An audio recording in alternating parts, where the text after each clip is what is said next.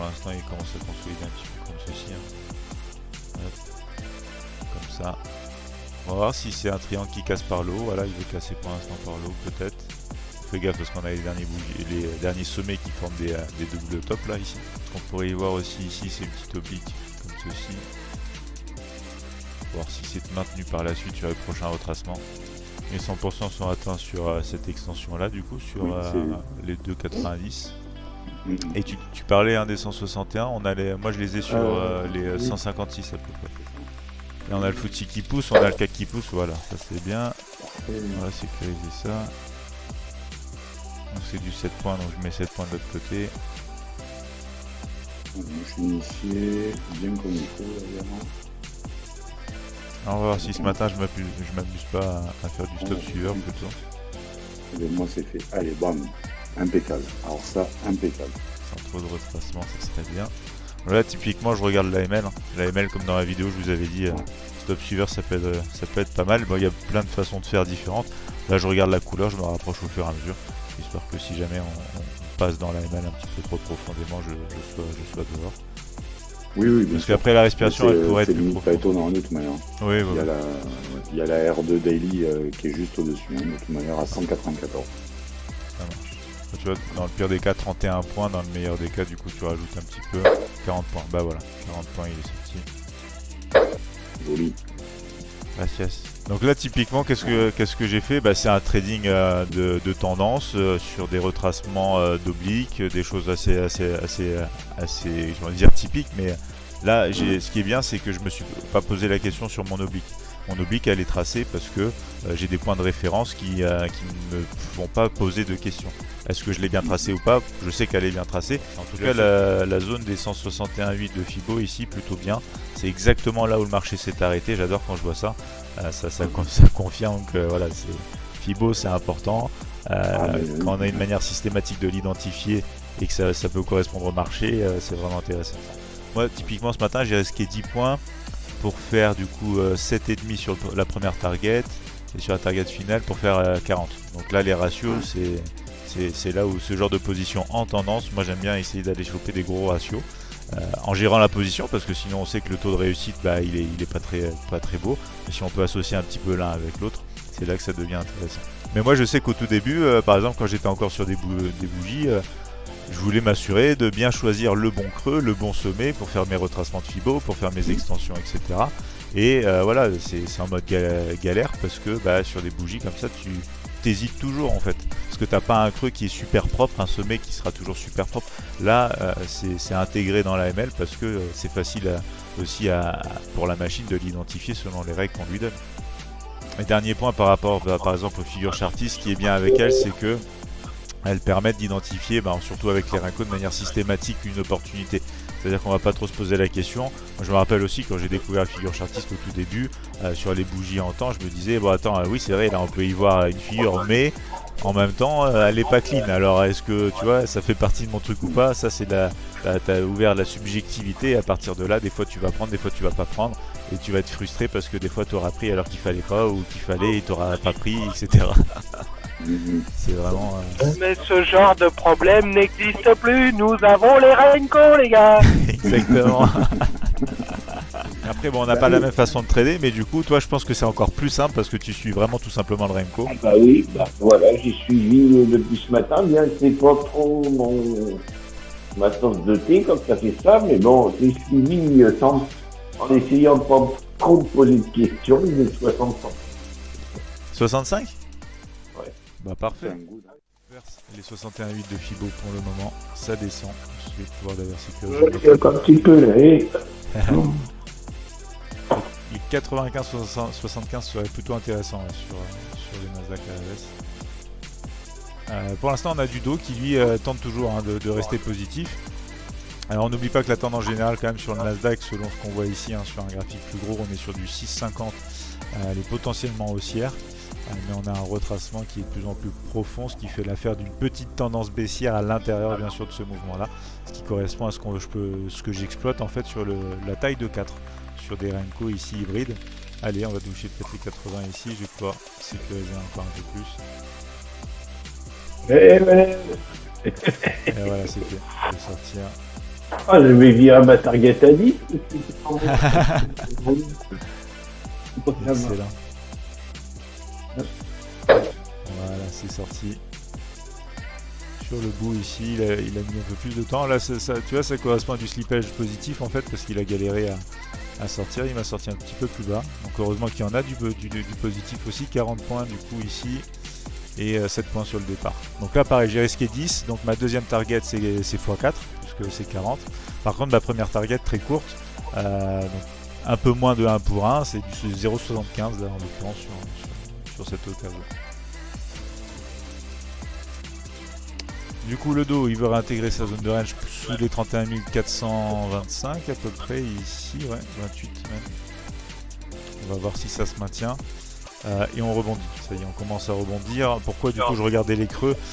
C'est tout simplement parce qu'on avait vu que dans le passé ici, dans cette zone là on avait testé une fois, on avait testé 2 fois, 3 fois et à chaque fois on réagit. Donc bien sûr niveau de structure, comme j'en avais parlé dans les vidéos support résistance, du coup voilà, support qui se maintient encore jusqu'à preuve du contraire. Au niveau des extensions, on a déjà fait les 100%, on va avoir ici voilà, des zones qui se cumulent un petit peu. Ça c'est les 100% du coup de cette jambe d'impulsion ici, qui sont répercutées là. Les 100% de cette jambe là sont répercutés ici, ça nous crée une zone tout simplement entre ces deux là. Donc on parle grosso modo des 948 à peu près et des 939. On est en plein dedans, hein. Si je fais un rectangle ici, voilà, c'est pile poil dans cette zone que le prix réfléchit. Donc c'est pour ça qu'on vous a laissé du coup aussi pas mal d'options sur les extensions, parce que quand on regarde un peu dans le passé, on peut cumuler plusieurs zones. Donc vous savez que j'aime bien tout ce qui est systématique avec des règles bien strictes, etc. Donc si on veut faire ça, par exemple, on peut se dire est-ce que je vais faire ça sur 3 sur 3 jambes d'impulsion précédentes, 2, 1, etc. Là il faut faire un choix pour avoir une méthodologie précise. Typiquement là j'utilise les 2 derniers. Et du coup voilà, ça nous donne une zone entre 2 niveaux qui peuvent faire correspondre quelque chose de sympathique. Soit ensuite on l'étudie sous forme vraiment de rectangle en niveau, soit on prend un niveau médian entre les deux, soit on est conservateur sur le premier, etc. On check peut-être le deuxième pour un deuxième contrat ou une deuxième sortie. Ça après c'est voilà, on peut faire plein de choses différentes.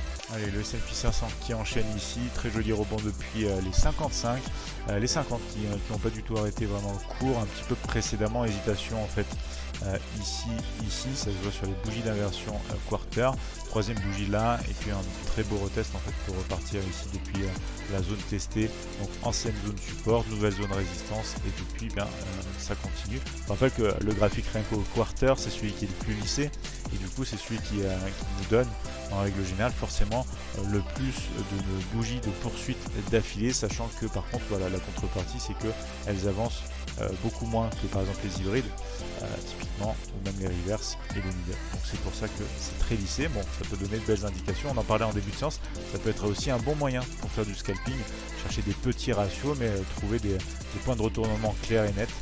Ça peut simplifier le trading, c'est tout le but aussi des Renko bien sûr. C'est pour ça aussi, ce que je voulais dire par là, c'est qu'il faut garder un trading vraiment simple et pas trop se poser de questions. Du moment qu'on sait que c'est une stratégie qui gagne parce qu'on l'a testé, qu'on a l'habitude de la trader, qu'on sait que les résultats ils sont là, etc. Ça c'est très essentiel. Typiquement moi cette hausse là, en mode robotique, je l'aurais attrapé. Là j'y ai pas été parce que j'y ai vu que là la zone a été encore un petit peu trop proche, etc. Des raisons en fait qui viennent sur... Alors on pourrait dire du trading discrétionnaire, même si j'ai tracé ça de manière systématique, etc. Mais voilà, trop d'éléments peuvent bloquer et voilà, c'est les Américains ils appellent ça paralysis by analysis. En fait on est paralysé par trop de... déjà parlé de ça, ouais. Yes. Et c'est vrai que ça, voilà, des fois on se dit plus je mets de choses, plus je suis sûr de mon coup. Alors oui, des fois tout s'aligne et ça part, etc. Mais moi je me dis en fait, même si on suit cette logique là, on met tout de notre côté, etc. On attend le truc super propre, etc. Mais en fait, tout ça pour se dire que même quand ça arrive, ça marche pas 100% du temps, à quoi bon, tu vois. Quelque part. Autant avoir voilà, des scénarios qui peuvent se développer, qu'on peut gérer, etc. Sans attendre tous les trucs qui s'alignent. Mais au moins, voilà, il y a des choses qui se passent et on est impliqué sur le marché, il y a des mouvements qu'on peut attraper, etc. Parce que là, derrière ça, il y a aussi un sentiment de frustration qui peut arriver, toujours pareil. Et c'est ce qu'on veut pas parce que le sentiment de frustration pour le trader, c'est ce qui va l'amener derrière à commettre une erreur. Et ça, c'est super important parce que moi, je sais que j'en ai fait des frais. J'en ai fait des frais, donc C'est pour ça que j'en parle souvent de ce sentiment de frustration. Après, peut-être que voilà, on n'est pas tous sujets à être frustrés peut-être aussi facilement ou quoi que ce soit. Mais je pense qu'on a tous eu ce sentiment en mode genre ah c'est parti sans moi, la prochaine fois je vais l'attraper. Et il suffit que la prochaine fois se présente et qu'elle soit pas bonne parce que la fois d'avant elle était bonne par exemple. Et là alors on augmente notre frustration, on se dit merde j'ai encore mal fait le truc etc. Et en attendant le compte lui il est en train de descendre. Alors qu'au final on avait analysé quelque chose de bien, c'est juste qu'on a sauté, on a sauté sur l'occasion tout de suite derrière quand ça s'est présenté, au lieu de se dire est-ce que oui là ça a marché mais est-ce que la plupart du temps ça marche quand même. Et voilà, c'est le genre de truc qu'il faut faire gaffe. Et le double, ce qui est marrant, c'est qu'on le voit bien par rapport à la notion de MTF sur la ML, c'est-à-dire que là c'est un double Renko sur les 4,80, là c'est un double ML sur les 2,90. C'est le genre de truc que je voulais vraiment pouvoir retrouver parce que ça permet d'avoir plusieurs graphiques en un et pour autant c'est pas que du MTF, on a vraiment une notion de volatilité derrière, on a vraiment une notion de Fibonacci, retracement, extension sur la ML. Je suis à 8 et je suis sécurité. Génial. J'y allais, pousse. pousse.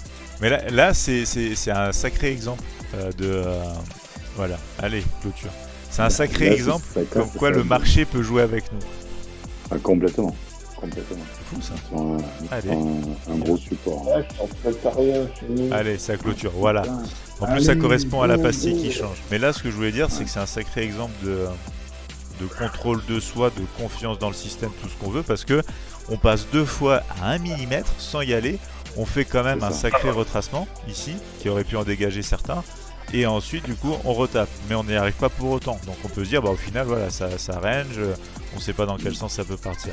Et au final, voilà, ça arrive. Donc, bien sûr, ça n'arrivera pas 100% du temps comme ça. Mais ces fois-ci doivent nous rester à l'esprit en mode genre, j'ai quand même respecté mon plan. Et si mon plan, c'est par exemple de trader ce genre de choses. Là, je suis en discrétionnaire, donc je m'amuse un petit peu à exploiter plein de méthodes différentes. Mais voilà, c'est vraiment de se dire, je respecte mon plan sur le long terme. Et quand c'est comme ça, je me fais pas avoir. Je garde la discipline de me dire, moi, ce que je vais chercher, c'est tel objectif. J'attends la clôture, parce que j'ai testé que les clôtures, et c'est comme ça que je vais faire au quotidien. Donc, un petit exemple par rapport à ça, c'est une bonne leçon, je trouve, à tirer. Le marché qui vraiment joue avec nos émotions, mais ça arrive que si on laisse le marché nous atteindre émotionnellement. Et avec le systématique, moi je mets une barrière derrière. Alors c'est pas facile parce qu'en tant qu'être humain, là depuis tout à l'heure, je me dis bon il y va pas, ça se trouve ça va totalement se retourner. Mais du moment qu'on n'agit pas et qu'on n'y va pas changer notre ordre, changer notre manière de faire, voilà, on laisse la machine et la stratégie évoluer toute seule, se faire toute seule. Ça c'est un gros avantage. T'as dit Eric? Si ça c'est un gros avantage. Ouais, c'est clair. Surtout que maintenant le marché il y a tellement d'algo dessus. Nous en plus petits particuliers, on met nos propres capitaux, donc de base on est plus sensible même à tout ça parce que les mecs dans les hedge funds ou même dans les salles de marché, ils traitent pas leur argent.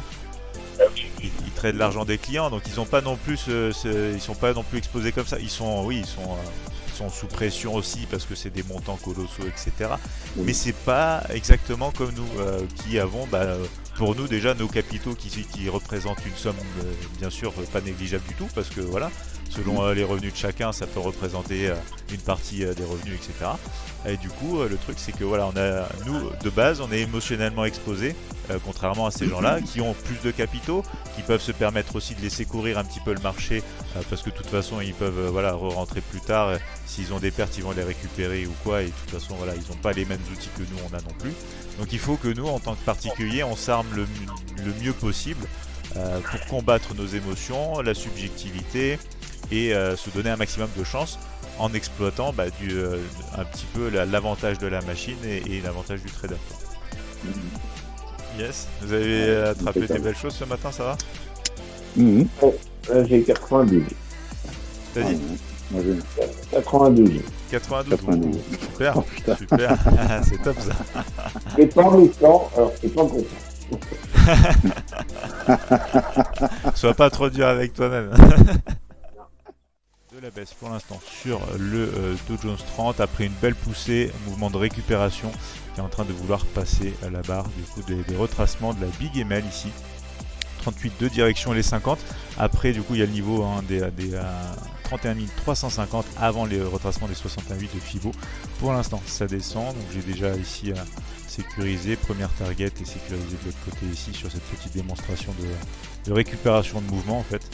Voilà, ça pousse encore, on est sur les 68. On passe voilà la barre. Alors, on va aller sur les 60. Pas sûr, on arrive sur la résistance 200. Ah, ça marche. Ah regarde, on est pas loin, allez. 55-50. Voilà, ça peut le faire sur une clôture. Voilà, parfait. On a passé la résistance 200. Ah yes. 10 points et 57 points du coup à la baisse pour un stop de 10. La moyenne 200. Oui, je m'en doutais, t'inquiète. Je me suis dit que c'était la moyenne. Pas de soucis. Ça a bien passé. Bah, va peut-être revenir être testé en résistance du coup, tu vois. En tout cas, super belle baisse ici pour l'instant. Le Nasdaq il se retourne pas. Le dos il a donné une petite opportunité de retracement. Du coup, un scénario qui moyenne un ratio de 1 pour 1 et un ratio de 1 pour 5. Donc là, c'est plus de l'intraday qu'autre chose. Et après, voilà, c'est typiquement en deux sorties. On peut ensuite s'amuser à garder encore une autre partie. Il faudra faire un stop suiveur, etc. Bon, ça dépend. Ici, je m'amuse un petit peu avec les outils à vous montrer comment ça se passe avec le terminal qu'on a là. J'espère que vous avez bien pris. Yes, bah moi j'ai pris la première vague sur le dos. Après, du coup là j'étais là, j'ai pas couru en trading stop, ni en troisième objectif d'ailleurs, parce que là dans le lié qu'on a pour l'instant c'est 2 TP, c'est un truc assez basique. Mais je pense que tu t'es régalé toi aussi Eric là. Ah mais je suis à 109. Ah parfait. Ah, là on est en plein dans le range. Ouais, donc, si on regarde un petit peu depuis le début de la séance, là sur le Nasdaq, tendance, range, tendance, range, tendance et range. On va regarder la même chose, je pense à peu près sur le dos. Là, ça traduit vraiment du coup, le principe même de se dire voilà, on a plusieurs choses sur les marchés, on n'a pas que des mouvements en tendance qu'on essaye d'attraper dans tous les sens. Là, pareil, sur le dos, on a du coup la baisse où j'en ai profité un petit peu ici, ensuite range. Hop, s'il veut bien, voilà, ici, là, tendance et range en fait. Donc principe même vraiment de se dire voilà, quand on est dans des beaux mouvements de tendance, au bout d'un moment faut pas s'enflammer, on aura des conditions qui vont changer à court terme, trading range, peut-être pour ensuite reprendre la tendance, c'est ce qu'on a vu là, mais au bout d'un moment pareil, ce range va peut-être permettre de changer la tendance, et au bout d'un moment on aura de la récupération des mouvements de tendance précédents. Donc ça c'est un point clé aussi dans le trading à garder à l'esprit. Les Renko avec les outils ici permettent d'identifier systématiquement ces différentes phases au fur et à mesure. Après comment on les trade etc c'est encore autre chose, bien sûr là ça rentre plus dans la stratégie, mais déjà l'identification systématique est très importante à mettre en place. Bon bah, j'ai pris 17 points. Ah bah, génial, bravo. Bah, du coup on a eu de la récupération depuis, regardez le dos ici. Il a pas réussi vraiment à étendre beaucoup son mouvement ici. Il a cassé son sommet, on a eu de la respiration, on est parti sur une extension ici de 61,8. Les 100% là qui vont correspondre à tout ce qu'on a dans zone de range précédent, alors même un peu au-dessus. Et là ce qui est intéressant de voir en fait, du coup, c'est que la zone de range dont on avait parlé ici, elle a pour borne basse le test qui a été fait là en accord avec les 61,8 de Fibo. Donc ça c'est assez intéressant de voir aussi que les Fibo nous permettent de voir aussi de manière, j'ai envie de dire, quelque part naturelle, des seuils intéressants. Là pareil on avait les 61,8 de Fibo de retracement. Là c'est extension, là c'est retracement. Donc voilà, plusieurs choses qui pouvaient dire que ce niveau là, attention, il peut y avoir des choses. Alors là c'est vrai que voilà, on étudie un range qui est précédent, etc. On reste pas sur le mouvement du moment. Il y a tellement de manières de trader de manière différente, je veux dire de trader, que voilà, ça peut être une des manières de se dire attention là, il y a beaucoup de raisons qui me font me penser que pourquoi pas sortir d'une manière partielle dans la zone, c'est une bonne idée. Après ça se backteste. Envoie la 20. Ah génial. Parfait. J'ai eu peur que j'ai redescendu un moment, puis après Bon, j'ai pris la montée, ça fait 100 points de plus. Ah ça c'est magnifique. Bravo. Bravo, ça c'est beau. C'est une séance à 200 points. Ça fait 200. Oh là là. En réel? Ouais, ouais. Ouais, je fais rarement des mots. J'allais le dire. Bah écoute, ça fait plaisir. Ça fait plaisir. Allez, je veux pas, Moi, je veux pas dire les gars, mais moi je suis à 317. Hein. Oh là là. C'est des mots, hein. Yes. Ah mais ça promet, ça promet. C'est du gros jeu.